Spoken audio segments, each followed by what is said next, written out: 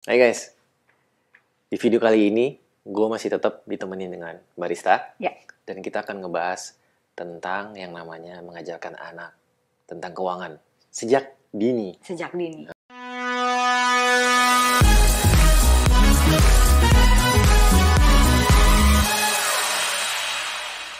Jadi kalau gue ingat Mbak, dulu gue punya celengan tuh kan. Celengan Plastik. ayam. Ya ayam. Setelah gue isi sampai penuh, terus belakangan gue cungkil lagi. Buat pergi mending dong. Masih mending ya, masih mending sampai penuh. Ada yang baru dimasukin, 2 hari kemudian dicongkel lagi. Itu namanya mencuri atau enggak sih? Mencuri dari diri sendiri mungkin ya. Tapi pada satu saat enggak dicongkel lagi, dibongkar. Walaupun ngebongkarnya mungkin beda dengan yang celengan tanah liat yang dijatuhin ke lantai. Tapi sebenarnya itu nggak bisa dicontoh juga ya, karena lantainya bisa jadi rusak. Ya dipotong ayamnya. Digergaji gitu ya. Terus wah, uangnya dipakai buat beli kaset buat video game. Ujung-ujungnya ya. Ya, ujung-ujungnya buat belanja juga. Nah, ngomong-ngomong tentang pengalaman itu, dari survei 10.000 responden di Asia, ternyata ada 43% orang tua yang berminat belajar tentang keuangan supaya anaknya lebih aware dengan keuangan. Mungkin yang pengalaman dulu itu bisa dibilang melek apa enggak ya? Nggak yakin lah itu. Kayaknya sih kurang, karena ternyata itu tujuannya sebenarnya waktu nyeleng itu adalah diajarkan untuk nabung ya. Nabung. Tapi waktu penggunaannya yang nggak jelas, karena akhirnya dipakai buat beli game. Yang game itu kan juga cuma bertahan ya 1 tahun, 2 Berapa tahun lama lah. ya? Yang penting rusak gitu. Buat anak kecil kan itu rusak selesai. Ya, betul. Tapi itu adalah pengalaman nabung zaman dulu, itu masih SD.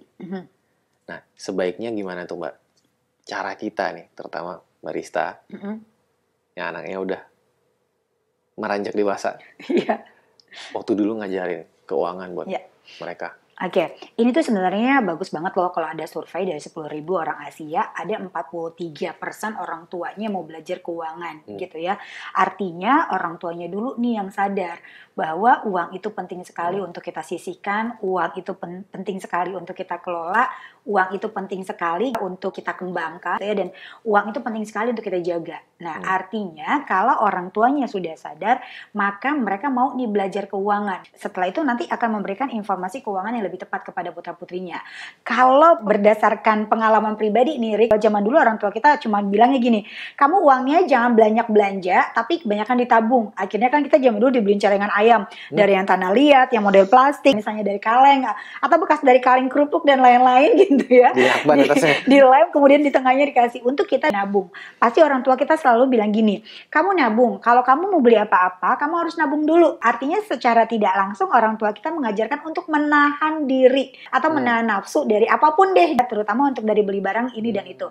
Nah, tapi konsepnya adalah pada saat dulu kita diajarkan adalah kamu nabung setiap bulan rutin, nanti kalau uang kamu udah banyak, kamu bisa beli apa yang kamu mau. Betul nggak sih? Uang udah banyak, beli apa yang kamu mau. Yes, betul kan? Kebanyakan seperti itu. Ada dampak negatifnya sih itu. Iya kan? Ada. Kamu bisa beli apapun yang kamu mau gitu ya. Artinya di dalam alam bawah sadar kita pada waktu itu bahwa oke, uang itu adalah salah satu alat yang kalau aku punya semua aku bisa beli. Betul nggak? Akhirnya kita termotivasi bahwa gimana caranya kita punya uang agar semua yang apa yang kita mau kita bisa beli. Secara tidak langsung, quote unquote. Nah, kalau aku pribadi nih ya, berdasarkan pengalaman sendiri, orang tua ngajarin aku, ayo nabung, biar nanti hidup kamu nggak susah. Jadi kamu mau beli apa, A, B, dan C, kamu beli mainan, apa kamu bisa. Nah, itu selalu yang diajarkan orang tua kita. Saya nggak tahu nih, kalau orang tuanya teman-teman. Kalau Erik dulu diajarin kayak gitu nggak? Kurang lebih sama? Ya. Kurang lebih sama kan? Ada juga gitu. Kayak kalau mau beli sesuatu, misalnya mengerjakan pekerjaan rumah nanti dibayar gitu kan? Jadinya menawarkan diri terus untuk ngerjain supaya dapat duitnya banyak. Itu juga kan betul, bukan solusi yang maksimal ya. Artinya zaman dulu itu kita banyak diajarkan para orang tua, bukannya salah gitu ya. Orang tua kita mengajarkan bahwa kita harus tahu ada pos untuk menabung, sehingga dengan menabung nanti kita punya uang banyak, setelah kita punya uang banyak kita bisa beli apapun. Tapi kita tidak diajarkan untuk bagaimana mengaturnya, kemudian menjaganya gitu ya. Karena secara tidak langsung yang kita terbentuk adalah kalau punya uang banyak kita bisa beli apapun. Iya, mau gitu. beli sepeda. Ujung-ujungnya belanja, bener nggak sih? Zaman dulu beli gimbot ya, milenial. Gitu. Nah, jadi belajar dari situ gitu ya, masuk ke dunia keuangan. Rista akhirnya ngajarin nih. Sekarang informasi mudah sekali ya untuk kita adopsikan gitu ya. Banyak sekali mudah untuk kita dapetin gitu. Kalau zaman dulu mungkin susah banget Rick ngebahas tentang keuangan. Karena keuangan masih dianggap tabu, keuangan masih apaan sih ngomong keuangan gitu ya. Itu tuh nggak boleh gitu. Kalau sekarang kan udah terang-terangan membahas keuangan, bahkan untuk anak-anak kecil sekalipun. Nah, ini berdasarkan pengalaman pribadi aku sendiri. Contoh kayak anak yang pertama, yang kedua gitu ya. Ini kita mengenalkan uang itu berdasarkan usianya dulu gitu ya. Ada tingkatannya. Ada tingkat levelnya, ya? Betul dong gitu. Karena kan nggak mungkin baru usia 1 tahun, ini uang 10.000 ya. Nanti kamu bisa beli A, B, C, D, nggak ngerti kan, Rick? Bener nggak sih? Iya, kayak zaman kita dulu sekolah SMP baru kenal sama trigonometri. Iya kan? Nah jadi ada tingkatannya. Hidup itu ada proses. Mengenalkan uang pada anak juga ada prosesnya. Oke, anak 7 tahun ke bawah, misalnya 5 tahun ke atas masih balita, kita mengajarkan uang itu dengan mengenalkan bentuknya dulu. Oke. Ini bentuknya bulat ya, gitu. Oke. Ini bentuknya kertas ya, segi 4 gitu kan. Terus meraba mengenal warna. Oh, ini warnanya silver, ini warnanya merah, ini warnanya kuning, ini warnanya hijau gitu. Artinya kan sesuai dengan tingkat pemahaman otak masing-masing perkembangannya kan gitu. Nah, ketika dia udah 7 tahun gitu, masuk usia SD, udah pasti nih karena ada pelajarannya juga di sekolah. Kalau tidak salah itu di kelas 2 atau kelas 3 SD itu ada pembelajaran mengenai uang. Biasanya ada di pelajaran matematika. Nah, dari situ memudahkan kita lagi gitu ya, bahwa anak udah mulai nih, Kak ini tuh misalnya uang 500.000, misalnya 500 rupiah gitu ya. Kalau kakak nanti misalnya belanja ke toko 200.000, tinggal berapa nih sisa uang kakak? Berarti kita belajar hitung-hitungannya dulu nih gitu. Artinya kalau dia ada uang dikeluarkan berarti dia berkurang. Tapi kalau misalnya ada uang ditambahin lagi dikasih papa misalnya, berarti uang dia bertambah. Nah, jadi ada tingkat level-level disesuaikan dengan perkembangan si anak tersebut, bahkan perkembangan otak anak-anak itu kan beda-beda ya. Nah, ketika dia sudah mulai SMP nih, Rick, mulai mengajarkan nih, contoh dengan anak yang pertama. Oke, aku tanya dulu, Mas di sekolah itu jajannya apa aja sih? Gitu. Kan di rumah kan memang udah dibawain bekal. Tapi kalau di sekolah Mas mau jajan apa? Ajak diskusi. Anak zaman sekarang itu lebih senang diskusi daripada kita mendikte. Jadi, Mas di sekolah jajannya apa? Oh, Ma, aku tuh jajannya misalnya dari Senin sampai Jumat kan sekolah. Aku pulangnya sekolah itu jam 1 misalnya. Kan pagi, istirahat pagi aku makannya dari bekal dari rumah. Tapi kan siang nanti aku belum ada jajanan mah gitu. Oke, jajannya apa misalnya? Oh, beli nasi uduk. Berapa nasi uduknya habisnya? Setiap hari nggak beli nasi uduknya? Oh, enggak. Hari ini beli ini, Nah, itu kita ajarkan untuk mereka mengungkapkan pendapat dan kita mari berhitung. Jadi ketika boleh nih misalnya, berarti ternyata pengeluaran Bagas selama 20 hari misalnya 300.000.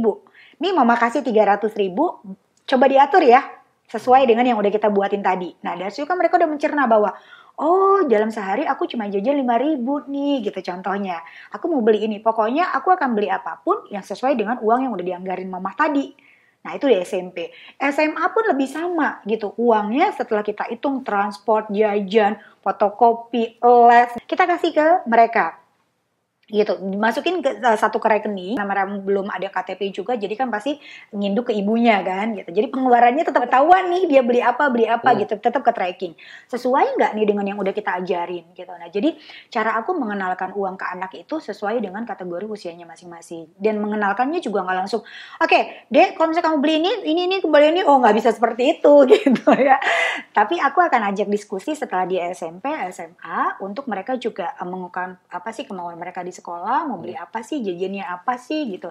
Jadi itu udah ketahuan habitnya. Dari situ udah kebiasaan dia ngelis keuangan ya. Nah, begitu SMA, aku udah kasih nih misalnya pengeluarannya per bulan misalnya 2 juta. Mas, ini pengeluaran Mas 2 juta, pengeluarannya A, B, dan C, nanti dikeluarin sesuai dengan apa yang udah dianggarin. Dan dia akan rutin. Kalaupun nanti ternyata dari 2 juta itu misalnya ada kelebihan, maka itu dimasukin ke tabungannya gitu. Tapi kalau dalam sebulan itu ada pengeluaran misalnya kurang dari yang udah dianggarin, maka dia akan bilang, Mah ini kurang, kenapa? Karena ada pengeluaran A, B, dan C. Jadi terbiasa terbuka dengan anak gitu. Lengkap nih guys. Kalau dulu waktu kecil ingatnya punya uang tuh hitungannya lembaran. Jadi kalau 5 lembar itu uang 1.000 kan goceng ya? Iya.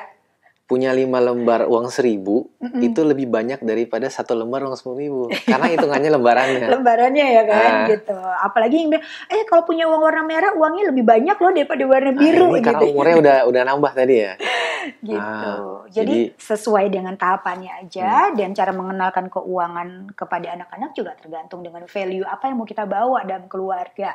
Makanya penting sekali ada kesepakatan, ada pemahaman tentang uang yang sama antara ibu atau ayahnya sehingga pada saat untuk mengajarkan anaknya ini udah sejalan gitu. Oh iya itu. Jadi kesannya kalau nggak sejalan nanti kayak cerita dua nahkoda ya? Iya, yang tadi gitu ya, si ibunya ngasih pembelajarannya model A, si ayah ngasih pembelajarannya model B gitu. Makanya tadi perlu kesepakatan, ini anak mau diajari modelnya kayak apa gitu. Oke, siapa yang akan membantu untuk mengajarkannya? Aku atau ibu gitu ya, ayah atau ibu gitu. Sehingga ada satu aja yang dia akan ikutin. Nah, kenapa? Ini untuk mengantisipasi jangan sampai si anak mengalami kebingungan pola pengaturannya. Aduh, papa ngajarnya begini, mama ngajarnya begini, ayah begini, ibu begini. Ini akan gagal nanti prosesnya gitu. Tapi kalau misalnya orang tuanya dulu, makanya tadi setuju kalau orang tuanya dulu yang belajar keuangan, kemudian memberikan contoh kepada putra-putrinya, maka putra-putrinya akan mengadopsi ini apa yang dilakukan oleh orang tuanya. Nah, PR ya menjadi orang tua ya. Wah iya. Jadi diingat, Mbak. Jadi sebenarnya di sini ada kesempatan buat terjadi juga yang namanya kayak selingkuh keuangan loh. Jadi contohnya si ayah dan ibu udah sepakat nih, misalnya ya. Ini cuma perbandingan si anak dikasih uang kantong harian 100.000. Udah termasuk ongkosnya dia dan jajan. Tapi ibunya ngasih lagi tambahan 50.000 di belakang. Nah, harusnya nggak boleh seperti itu gitu ya. Kenapa? Karena anak harus strict to the point gitu ya. Gimana caranya udah kasih 100.000, kalaupun nanti kurang, kita ngomong di awal. Nah, ini atur dulu, kalau misalnya ada kekurangan atau apa, kamu ngomong sama mama sama papa. Artinya anak ini kita ajarkan untuk keterbukaan keuangan dengan kita.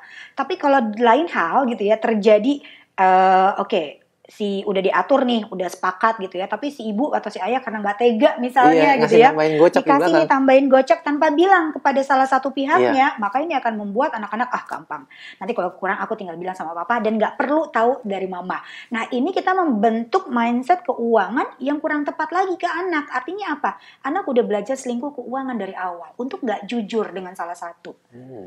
Gitu. Jadi sebenarnya bukan cuman ngajarin ya, berarti ajak diskusi dan lakukan contohnya.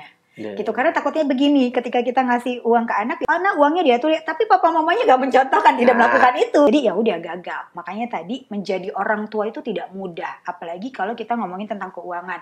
Karena pola keuangan atau behavior tentang keuangan ini yang nanti akan terbawa terus turik. Bawa terus, generasi berikutnya. Bahkan yang paling susah adalah pada saat nanti dia berumah tangga. Gitu. Kenapa? Karena ini dua pola asuh yang berbeda lagi. Si anak di pola asuhnya seperti aku misalnya, yang istrinya pola asuhnya kita nggak paham seperti apa, makanya tadi perlu dibahas dari awal. Gitu. Ternyata nggak semudah itu ya. Teladan adalah kata kunci, tapi mulai mempelajari untuk diri sendiri sebagai orang tua, dan ternyata belajarnya itu juga dua dong caranya. Dua-duanya harus belajar. Belajar dua-duanya dan belajar untuk ngerti sendiri dan belajar mengajari. Yes. Karena orang nggak bisa ngajarin kalau nggak belajar. Betul. Nah, dulu waktu aku dengan almarhum suami ngomongin keuangan tuh biasa gitu kan ya, karena kita di pola asuh berbeda gitu ya. Aku dengan yang gimana caranya bisa menghasilkan uang, kemudian mandiri dan lain-lain. Yang ini tuh uangnya udah ada aja. Ini kan susah nih kita. Ini ribut mulu nih gitu. Makanya kalau kitanya yang nggak oke, orang tuanya ini nggak sepaham, maka anak juga akan susah. Oh, papa mama aku aja ngomongin keuangan ribut mulu gitu. Itu akan selalu kebawa dengan dia. Tapi kalau misalnya kita yuk segera merubah, kemudian kita belajar, kita memberikan yang terbaik buat anak, sembari belajar. Nah, mama papa juga masih belajar nih ngatur keuangan, kita sama-sama belajar ya, gitu. Anak lebih dihargain.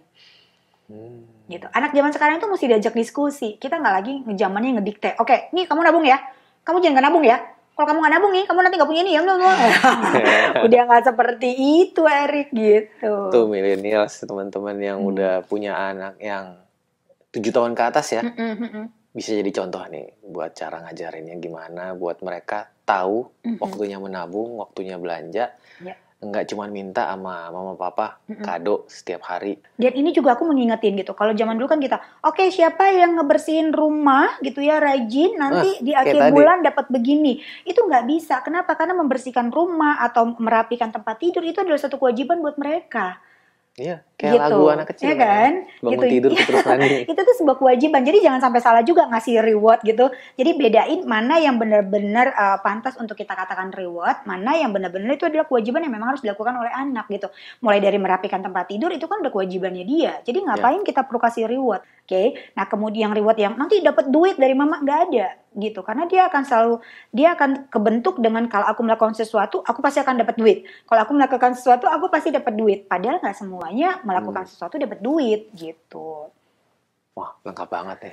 Guys, kalau kalian bingung, di replay videonya supaya bisa diulang informasinya. Kalau masih bingung, boleh DM Instagramnya kita. Yap. Erik Marlisa atau Zwestika Zwestika Arista. See you.